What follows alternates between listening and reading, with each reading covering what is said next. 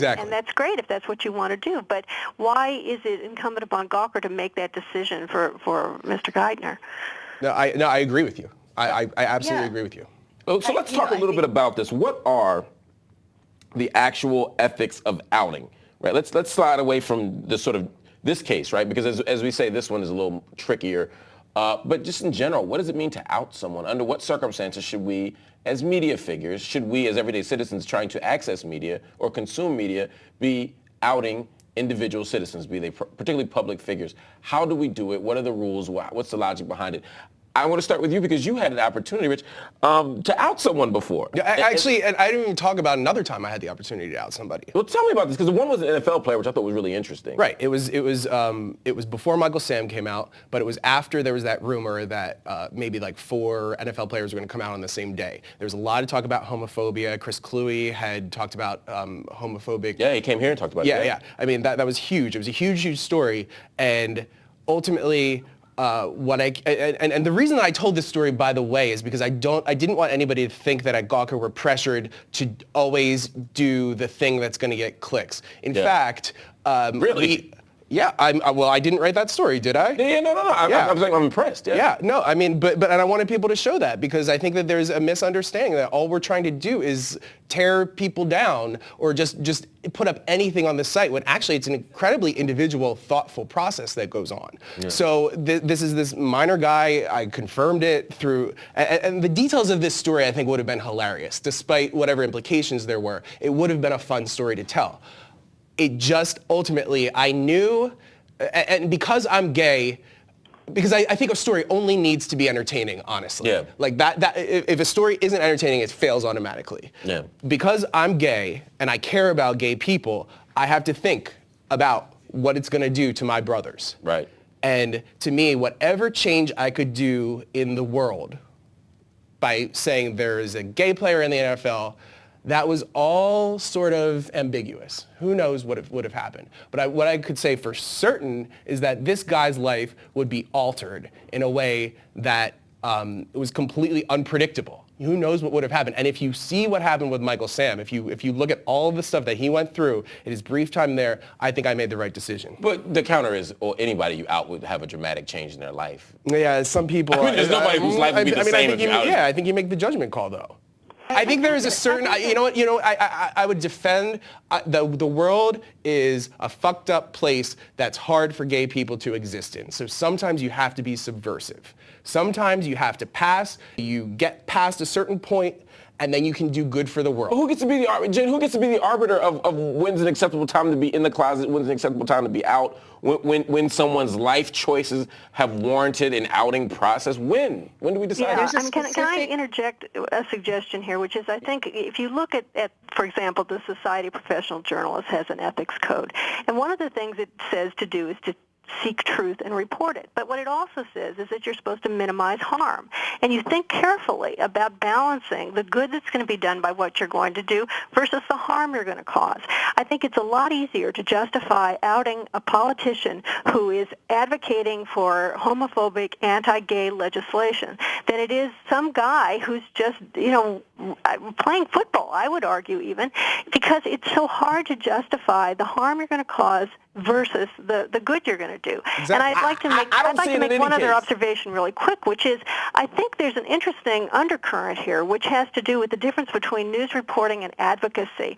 I have a lot of respect for people that are trying to advance an agenda. If the idea is you want to make people aware that there are a lot more folks out there that are gay than people realize, that certainly is a position you can take. But I would argue that it's advocacy. It's not news reporting. Those are two different things. Jane, Maria, jump on in and I'll push back. I'm sorry. The other thing that I think needs to be addressed is we have a generational difference here in how readers are perceiving outing. Because everybody sort of under 30, finding out that somebody is gay is like, it's no more remarkable than that person being left-handed. It's older people that are upset by this maybe. And in the case of this executive, you're talking about an older guy. The world has changed under our feet about acceptance and equality. And I think that's all to the good. So, I guess that's a lot of the reason why I kind of feel like how bad can this be? We're in this new world, we should I think we may overstate how new this world is. We still have LGBT suicide rates. We still have street harassment. We still have state violence and everyday citizen violence. We have poverty. I mean, there's so many issues that still impact LGBT people on all levels. And then when we add issues of race and class to it, it becomes even more complicated. Yeah. I'm not sure if the world is as warm and fuzzy as we're talking. You know what I mean? So I still worry about the consequences of outing on the ground. There's no out A-list rapper. There's no out A-list movie star leading man. I mean, we don't have that yet. So there is You don't consider Ian McKellen an A-list actor? I do, and he's out. Yeah.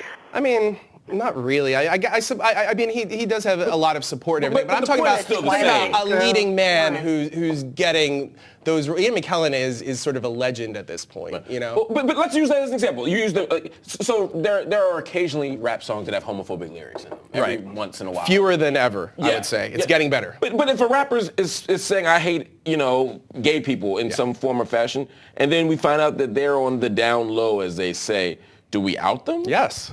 Oh, God, Really? yeah. That's the first person that needs to get outed. Are you kidding? Look, I disagree with that. Here's the fundamental. As an ethical principle. Here's the fundamental. There is no rational reason for homophobia. And the more people buy into it, the more you have to show them how little ground they have to stand on for believing it. But that's a different argument than the hypocrite argument. Exactly. How so? I don't understand. Are you suggesting that because an artist, an actor, somebody else takes a role that includes a homophobic character, but that by definition they're homophobic, and you have a right to out them if that's the case? Maybe it would depend on the degree. It would depend on the degree to which I judged their homophobia in taking that role. It's one thing to portray a homophobe.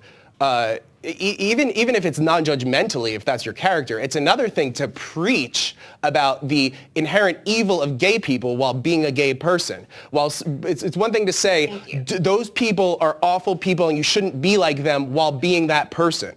So you're suggesting that rap artists necessarily agree with every word they're saying in the songs that they do? I find that hard to believe. Realness is the ideal in hip-hop and never has been. We know it's not true. We know they're not really killing 50 people and managing international drug deals. Well, that's why the Rick Ross story was so juicy, Which is fascinating. And he deserved to be outed for that. Why? Why did he deserve that? Why did he deserve that? Because he's putting out this image that doesn't jibe with his life while saying this is my life. Right, but that doesn't answer the question. We identified there's a contradiction between his lived experience and what he's writing, but why does that warrant outing? What about that makes us need to out someone? Because he is presenting a false front. He's taking advantage. He's taking advantage and getting benefits from being other than pretending to be something that he is not. Like he's taking credit for being this other thing. This is where actors and rappers differ wildly, right? It's not about what happens in the song. It's what happens when they get out of the limo. So essentially, you can't have a persona. Essentially, if no one can have a persona. If I have a public image as someone who's rich, I have a right to have my bank records shown on national TV just because I said I was rich. If I walk around, if I say I'm a vegetarian on commercials, you have to find me. Yeah, don't lie. Why? You run the risk of being exposed if you live a lie. That's just what it is. You should be exposed if you live a lie. Especially if you're getting benefits or money or position or respect on the basis of telling that lie. You need to be busted, man. That's what the press is for. Is it? It's a matter That's of what the press is for? And Yes. insofar as somebody is capitalizing on a false image to make lots of money, I probably would agree with you. But I think that there are, gradations here that go from one extreme to another. And I can imagine examples of, I present myself as one thing, but in my private life I do something else that, frankly, I don't know that they're a matter of public interest. It's not bilking anyone. It's not taking anybody's money under false pretenses in a way that's harmful to them. I feel very awkward here arguing in favor of celebrities because I generally am working the other side of the street and defending the rights of the press to publish things. But, here, without the connection that says that as a result of your lie, you are basically bilking the public, misleading the public in a way that is damaging to the public, I don't see it. So then let's use let's use the outing example then. So if someone is a evangelical pastor and they are saying that being gay is a sin, and that God doesn't want you to be gay. And then you find out that this person has some sort of same-sex encounter with some degree of regularity, right? Okay. Or actually, let's use a different. Let's say you find out that one time in college he hooked up with his roommate. Is that in the public interest to know? Yes. Why? Absolutely.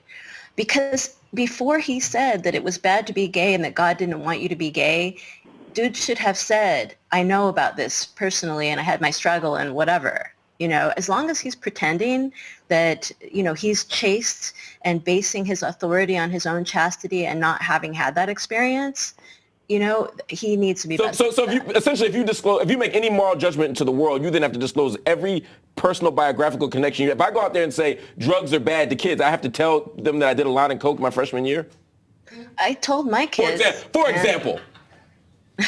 I didn't lie. Hypothetically. They ask you got to tell them. I think you could certainly base your rhetoric on about journalists experience. as sort of moral police here to try to keep everybody intellectually honest or something like that. That's what it's sounding like. I agree that there are circumstances where that would absolutely be justified. If we're talking about an evangelical minister who's out there saying gays are going to hell, it's a horrible sin, and you know that he's actively involved in same-sex relationships, I'd say go right ahead and write the story. If you're talking about something that happened 30 years ago when the guy was 17, I'd be hard-pressed to argue that there was a strong public interest in reporting What would you say, Rich? They're talking about. I would say that I think. Hold on one second, Maria. I just want to get Rich's take on that example. So, in both examples, one, the evangelical minister is doing the Ted Haggard thing, right? So he's actively right. And then the other example, this person just had an encounter in college. I think that they're both useful pieces of information. I certainly would expose anybody like Ted Haggard if I were given the chance. I think you could probably make an argument from the rhetoric of the second guy that he tried it and didn't like it or something like that. Still an interesting story. Still, I think within. Would you publish it? That's hard. I would say I would probably publish it, and I would also say that keeping people intellectually honest is exactly what Gawker does. Yeah, but I'm not sure if it's intellectually dishonest to not tell people you did a line of coke or whatever the thing might be. I don't want to equate drug use with being gay, although I think both are fine. I don't give a shit. It seems to me there really is a distinction here between informing the public about things that are a legitimate matter of public interest, and I interpret that very broadly, and being the morality police for people. Wait a second, Ron, excuse me. No, that's not right. Go ahead, it's Maria. up to readers to decide whether something is significant or not. If somebody had an affair when he was 17 and has then gone on to be this huge anti-gay moralist and had a gay affair when he was 17, I would personally base my decision to report the story on how influential this person was and how many people believed his shtick. But it's up to the reader to decide whether or not it matters. We're not policing anybody. We're telling the truth. Yeah, but we make choices. Different. No, but by that logic, Maria, everything's up for grabs. There are no moral or ethical standards as long as the public wants it. What constitutes intellectual integrity? That's all I'm saying. Just own that. Don't play this game that suggests we're just reporting the truth. You make editorial decisions all the time. We've already heard about that, where a decision was made. I'm not going to do this story about the NFL player because under my compass, this is not an appropriate story to tell. So please don't suggest to me that all journalists do is tell the unvarnished truth all the time and let the chips fall where they make. They make decisions about what they think is important for the public to know. Maria? Yeah, you make a decision based on what's important for the public to know. That's not like putting your personal morality on the public. You have to decide what is of interest and relevance and significance enough to use that little tiny megaphone that you have. So Maria, what if the public wants to know something that you don't believe they're entitled to, that you don't believe is moral or ethical? You give it to them because the public decides? No, I have held back on a lot of things that I could have said that I thought were too damaging. It wasn't, it's a question of balance. You're holding the public interest in one hand and the harm that you may do on the other. It's really hard. Okay, that's fair. For a moment, it sounded like you were saying we purely defer to the public's interest and desire and ostensible needs. You're saying it's a balancing. I think we're all saying it's a balancing act. We've been all sitting here trying to figure out what that balance is. I agree with that. Yeah. I agree with that. And I think we're all sitting here trying to figure out what that balance is. And we're going to continue to do that. You all can do that in the HuffPost Live community. Keep your comments coming in. We have to run, of course, but Rich, Jane, Maria, Thank you all for joining me. By the way, Josh has more on Gawker coming up, so you should stay because the questions will be asked things like how should the media cover Trump's so-called campaign?